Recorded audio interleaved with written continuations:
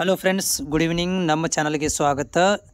ಈ ವಿಡಿಯೋದಲ್ಲಿ ವಿದ್ಯಾರ್ಥಿಗಳು ಕೇಳ್ತಾ ಇರುವಂಥ ಪ್ರಶ್ನೆ ಅಂತಂದರೆ, ರೈತ ವಿದ್ಯಾನಿಧಿ ಸ್ಕಾಲರ್ಶಿಪ್ ಹಂಗಂದ್ರೆ ಏನು, ರೈತ ವಿದ್ಯಾನಿಧಿ ಸ್ಕಾಲರ್ಶಿಪ್ಪನ್ನು ನಾವು ಎಲ್ಲಿ ಅಪ್ಲೈ ಮಾಡಬೇಕು ಅಂತ ಕೇಳ್ತಾ ಇದ್ದೀರಿ. ಅದರ ಬಗ್ಗೆ ಮಾಹಿತಿ ಇರುತ್ತೆ. ನಿಮ್ಮ ಸ್ಕ್ರೀನಲ್ಲಿ ನೀವು ನೋಡ್ತಾ ಇದ್ದೀರಿ, ಇದು SSP ಪೋರ್ಟಲ್. ಇದು ಓಕೆ, ರಾಜ್ಯ ವಿದ್ಯಾರ್ಥಿ ವೇತನ ತಂತ್ರಾಂಶ SSP ಪೋರ್ಟಲ್. ಇಲ್ಲಿ ಮುಖಾಂತರ ನೀವೇನು ಮಾಡ್ಬೋದು ಅಂತಂದರೆ, ಈಗಾಗಲೇ ನಿಮ್ಮ ಹತ್ರ SSP ID ಪಾಸ್ವರ್ಡ್ ಇರುತ್ತೆ. ಯಾರೆಲ್ಲ ವಿದ್ಯಾರ್ಥಿಗಳು ರೈತರ ಮಕ್ಕಳಾಗಿರ್ತಾರ ಅವರುಗಳಿಗೆ ಏನಂತಂದರೆ, ಕೃಷಿ ಇಲಾಖೆಯ ವತಿಯಿಂದ ಅಥವಾ ಕೃಷಿ ಇಲಾಖೆಯ ಮೆಟ್ರಿಕ್ ನಂತರ ವಿದ್ಯಾರ್ಥಿನಿ ವೇತನ ಅಂತ ಪ್ರತಿ ವರ್ಷ ಕೊಡ್ತಾರೆ.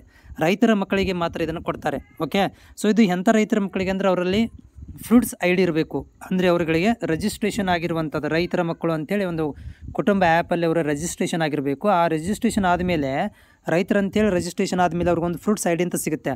ಆ ಒಂದು ID ಮುಖಾಂತರ ಏನು ಮಾಡ್ಬೋದು ಅಂತಂದರೆ, ಯಾರು ಕೃಷಿಕರ ಮಕ್ಕಳಿದ್ದೀರಾ, ರೈತರ ಮಕ್ಕಳ ತಂದೆ ತಾಯಿ ಅವ್ರ ಹೆಸರಲ್ಲೇನು ಹೊಲ ಇರುತ್ತೆ, ಸೊ ಅಂಥ ಹೊಲ ಇರುವಂಥವ್ರುಗಳು ಈ ಒಂದು ಸ್ಕಾಲರ್ಶಿಪ್ ಮಕ್ಕಳುಗಳಿಗೆ ಈ ಒಂದು ಸ್ಕಾಲರ್ಶಿಪ್ಪನ್ನು ರೈತರ ವಿದ್ಯಾನಿಧಿ ಅಂತ ಕೊಡ್ತಾರೆ. ಇದು SSPಯಲ್ಲಿ ಬರುವಂಥ ಒಂದು. ಓಕೆ, ನಾವು SSPಯಲ್ಲಿ ನಾವು ರೈತರ ಸ್ಕಾಲರ್ಶಿಪ್ಪನ್ನು ಹಾಕ್ತೀವಿ, ಆಮೇಲೆ ಬೇರೆ ಹಿಂದುಳಿದ ಕಲ್ಯಾಣ ವರ್ಗದ್ದು ಹಾಕ್ತೀವಿ, ಅಥವಾ ಅಲ್ಪಸಂಖ್ಯಾತರದ ನಾವು ಅಭ್ಯರ್ಥಿಯಾಗಿದೆ ಅದನ್ನು ಹಾಕ್ತೀವಿ ಅಂತಂದರೆ, ಇದರಲ್ಲಿ 2ರಲ್ಲಿ ಒಂದನ್ನು ಕೊಡ್ಬೋದು ನಿಮಗೆ. ಯಾಕಂದರೆ ನಾನು ಹಿಂದಿನ ವರ್ಷ ಕಂಪೇರ್ ಮಾಡಿ ನೋಡಿದರೆ 2ರಲ್ಲಿ ಯಾವ್ದಾದ್ರು ಒಂದನ್ನು ಮಾತ್ರ ಕೊಟ್ಟಿದ್ದಾರೆ. ಹಾಗೆ ನೀವು 5-10 ಹಾಕ್ತೀವಿ ಅಂತಂದರೆ 5-10ಕ್ಕೂ ಸ್ಕಾಲರ್ಶಿಪ್ಗಳನ್ನು ಕೊಡೋಂಗಿಲ್ಲ.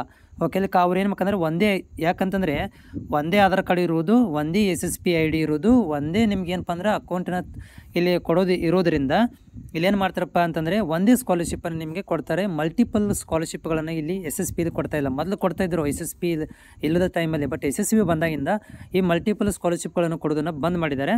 ಈ ರೈತರ ವಿದ್ಯಾನಿಧಿ ಇದೆಯಲ್ಲ, ಇದಕ್ಕೆ ಯಾವೆಲ್ಲ ಎಷ್ಟು ಬರುತ್ತೆ ಅಮೌಂಟು ಅಂತ ನೋಡೋದಾದರೆ, ಇದು ಯಾರಿಗೆ ಹೆಲ್ಪ್ ಆಗುತ್ತೆ ಅಂದರೆ, ಈಗಾಗಲೇ ನಿಮ್ಮದು ಇದು ಮೈನಾರಿಟಿ ಮಿಸ್ ಆಗಿದೆ, ಅಥವಾ ನೀವು ಸೋಷಿಯಲ್ ವೆಲ್ಫೇರಿಂದ ಮಿಸ್ ಆಗಿದೆಯೋ, ಅಥವಾ ಅಲ್ಪಸಂಖ್ಯಾತರ ಇಲಾಖೆಯಿಂದ ಮಿಸ್ ಆಗಿದೆ ನಮ್ಮ ಸ್ಕಾಲರ್ಶಿಪ್ಪು, ಆವಾಗ ನಾವೇನು ಮಾಡಬೇಕು ಅಂದಾಗ, ಈ ರೈತರ ಮಕ್ಕಳಾಗಿದ್ದರೆ ಅವ್ರಿಗೊಂದು ಇನ್ನೊಂದು ಚಾನ್ಸ್ ಆಗುತ್ತೆ ಈ ಒಂದು ಸ್ಕಾಲರ್ಶಿಪ್ಪನ್ನು ಪಡ್ಕೊಳ್ಳಿಕ್ಕೆ.